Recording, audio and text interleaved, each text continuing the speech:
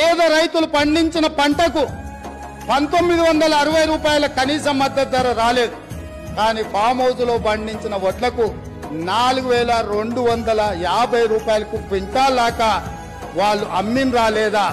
అక్కడ farm house లో పండించిన వడ్లు బంగారమా? ఇయాల ఎవరిచ్చిందో లెక్కలు చెప్తా, చెప్పమంటే ఆ పేరు కూడా చెప్తా. ఎవరిచ్చిందో వాళ్ళకి చేరిన లబ్ధి ఏందో మీరు విచారణకు సిద్ధంగా ఉంటే ఇవాళ నేను విచారణకు ఆదేశిస్తా అధ్యక్ష. మీరు ఫామ్ హౌస్ లో వండించిన వడ్లు 4250 రూపాయలకు ప్రైవేటు కంపెనీల మెడ మీద కత్తి పెట్టి మీరు మీ వడ్లు తౌడులాగా పండించిన వడ్లకేమో 4250 రూపాయలు గిట్టుబాటు ధరిస్తారా?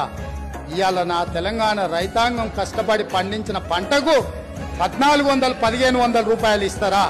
ఇదేనా మీరు రైతులకు ఇచ్చే సందేశం అని నేను అడుగుతున్నా.